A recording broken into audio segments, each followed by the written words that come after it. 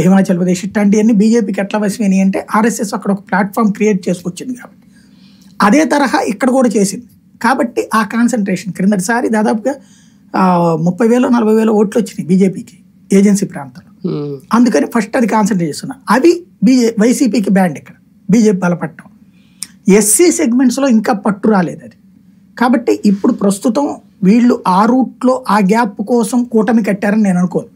గత్యంతరం లేని పరిస్థితులలో భారతీయ జనతా పార్టీకి సంబంధించిన రాష్ట్ర నాయకత్వం మనం సొంతగా ఏం సాధించలేము, మన వల్ల కాదు, పొత్తు లేనిదే అని చెప్పడం వలన తప్పనిసరి పరిస్థితులలో మాత్రమే నాయకత్వం వచ్చింది. కానీ ప్లేస్ ఆక్యుపై చేయాలంటే తెలుగుదేశం భారతీయ జనతా పార్టీ పొత్తు పెట్టుకున్నప్పుడు తెలుగుదేశం ఓటర్ బీజేపీకి షిఫ్ట్ అయ్యాడు, బీజేపీ ఓటర్ తెలుగుదేశానికి షిఫ్ట్ అయ్యాడు, కానీ కాంగ్రెస్ ఓటర్ షిఫ్ట్ కాలేదు కదా.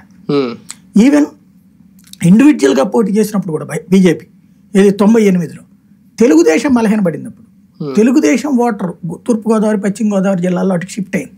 ఇప్పుడు అప్పుడే కదా వేమ ఇట్లాంటి వాళ్ళు గెలిచినటువంటిది. కాబట్టి ఇక్కడ ఓటింగ్ ప్యాటర్న్ లో చూసుకున్నప్పుడు భారతీయ జనతా పార్టీకి టీడీపీ ఓటర్ సులభంగా టర్న్ అవుతాడు, లేదా కాపు ఓటర్ సులభంగా టర్న్ అవుతాడు. ఫస్ట్ కాపులే వాళ్ళకి ఓతం 98లో కాపుల ఏరియాల్లోనే బలంగా కొట్టారు. తర్వాత 99లో కూడా అట్లాగే బలంగా కొట్టారు.